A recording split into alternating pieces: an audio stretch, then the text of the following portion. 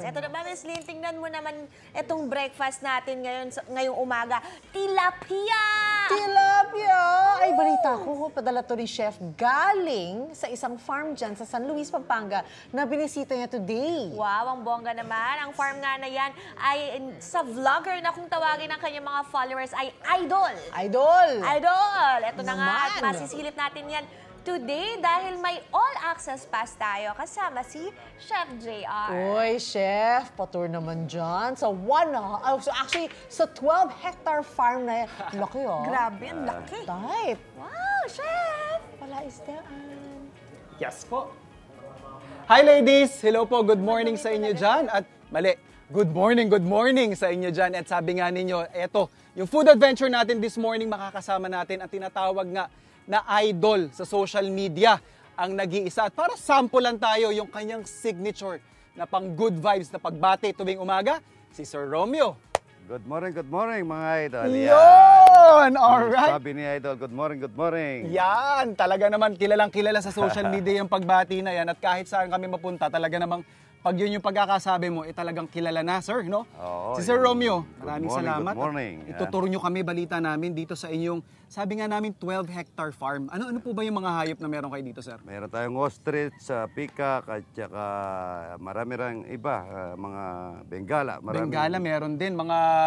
Mga fowls, meron ding livestock ba, sir? Mga Alaskan Malamute na aso. Oh, marami din. Maraming alaga. Gulay, sir. Marami tayo. Bulaklak ng kalabasa. Ayan, walang kamatayang bulaklak ng kalabasa. Patola, at saka maraming gulay na mahanis. Opo, sa aking farm, mga idol. Good morning. Ang Tapos, laging sabi ni idol. Yes, sir. Tapos, ang maganda dyan, yung animals natin, check. Gulay, check. At eto, seafoods naman. Kailangan ma-experience natin kasi last year kami nag-meet ni Sir Romeo, tinuturuan niya na ako ng paghagis ng dala. Kailangan makahuli tayo ng walang kamatayang Talapia.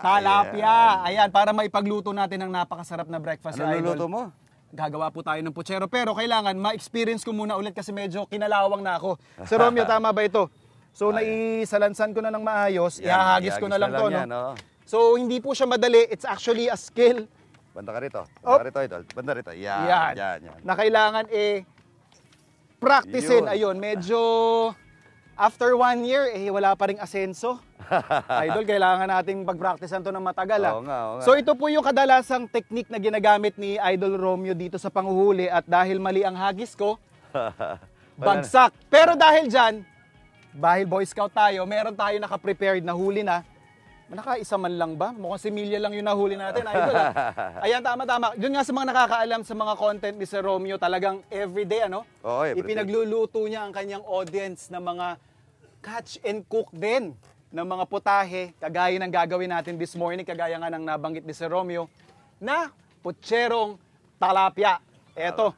So meron tayo dito, sabi nga natin, may nahuli na tayo, nalinisan na rin. Idol, So, mainit na mainit. Paano po bang madalas yung technique na ginagamit pag nagpiprito kayo ng walang kamatayang talapia? Yung todo siya lakas Mainit ng po talaga, kalan, So tama lang po itong ginagawa natin. Ako na, sir, maghuhulog, So last year po kasi I had the opportunity rin na makapagluto kasama si Idol.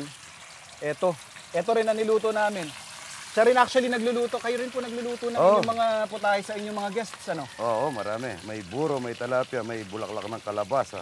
Tapos itong pinakamaganda kasi dito sa mga hindi nakakaalam, talagang from humble beginning si Sir Romeo po.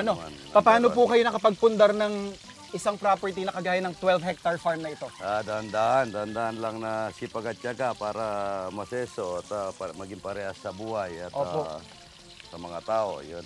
So anong industry po kayo galing dati, sir? Dati tricycle driver, jeepney driver, hanggang nag-pispan ako, hanggang nag-hardware, hanggang nag-gasolinaan, yun. So talagang nilibot nyo rin po yung mga iba't ibang klase ng industriya po, Ay, oo, marami tayong pinagdaanan bago tayo nakarating sa ating patutunguhan. Tapos sabi po natin 12 hectares yung ating farm. May balak pa po kayo magdagdag ng mga hayop? Ibon. Oo naman, basta't para yung mga taong namamasyal, masisiyahan sila na yung pagpunta nila dito sa aking farm. Tapos sir, open sa public itong inyong farm, Open, libre po. Libre po yan? Libre. So yun, kung busy kayo or hindi kayo busy at napadaan kayo sa San Luis, bisitahan nyo si Idol at talaga namang very hands-on siya doon sa pag-welcome ng kanyang mga followers tsaka mga bisita na talagang very curious makita yung success story niyan. So, iba-brown lang natin yung ating tilapia hanggang makakuha tayo ng gantong kulay. Yan, so crispy na to, idol, no? Dahil putsero yung gagawin natin, gagawa lang tayo ng mabilis po na sauce. So, for our sauce, lagay lang tayo ng sibuyas. Pwede nyo bawasan din yung mantika. Bawasan natin ng kaunti yan. And ano po yung mga kadalasang niluluto mo, idol, sa yung account? Ano lang, lahat naman halos sa linuluto ko eh.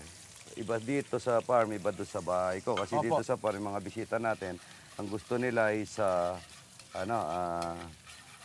talapyang walang Fresh. kamatayan, tsaka Fresh bulaklak talaga. ng kalabas, tsaka buro. Yan, Buro. O, yan yung mga madalas na niyo pong ginagawa, ano? Eto, nakatry ka na ba ng putserong tilapia, idol? Oo naman, number one. Masarap yan. May kasama ng isda na masustansya na talapia. May sustansyang gulay pa, no? Oo, tsaka yung maganda nga rin sa mga content ni Sir Romeo is dito lang din. Dito Sa lang paligid gagaling. yung kinukuha niya yung mga ingredients niya. Ayun, by the way, kanina nilagay natin yung bawang and yung ating tomato sauce. At syempre, meron na tayo ditong pre-cook na Patatas. patatas. And syempre, yung ating Banana. saging. Diba? Saging. Tapos pwede rin kayong maglagay ng kahit anong gulay na gusto ninyo. Pero basically, para pampaganda lang ng ating kulay. Syempre, yung mga gulay na meron sa putsero, yan, lagay natin yung, or sa nilaga pala, yung patatas, saging. Pwede rin tayo maglagay ng kahit anong gulay dyan. Lalo na si Sir, sabi niya, may kalabasa siyang tanim dito. Pwede rin magdagdag ng ganong timpla. Lagay lang tayo ng salt, konting sugar. Naglagay din ako para lang mas lumalim yung timpla niya. And then ito yung ating, dagdagan lang natin ng sauce pa yan. Putsero. Yung Putsero. masarap, malapot na putsero, no? Opo, yan ang masarap, di ba? Oo. At syempre, eto, Amoy pa lang, mabango hindi na. tayo mapapahiya dyan, idol, ano? Oo. Eto, para lang patikiman natin syempre. I'm sure si Sir Romeo talaga naman magaling naman magluto ito. Makapagpahinga man lang for today, ano, Sir? Oo naman, oo naman. Ako naman ulit magluluto para sa'yo. Lagay lang natin yung ating pinaka-garnish. Ayan, oh. Ang bango niya, no? Tomato sauce, sariwang-sariwang talapia with our pochero sauce. Ito, Sir Romeo, may you please do the honors? Yan, no? Ayan, oh. Napakaganda ng mga kwento. And of course, if you get to know him better, makikita natin napaka-humble lang si Sir. At kamusta kaya ang ating timpla? Panalo ba, Sir? Panalo. Alright. Malasa. Pasado sa idol. Good morning, good morning. Good morning, good morning. Sa mga trending na food adventure, sino pa bang aasahan ninyo? Siyempre, dito lang sa inyong pambansang morning show kung saan laging una ka, unang hirit. Magbabalik po kami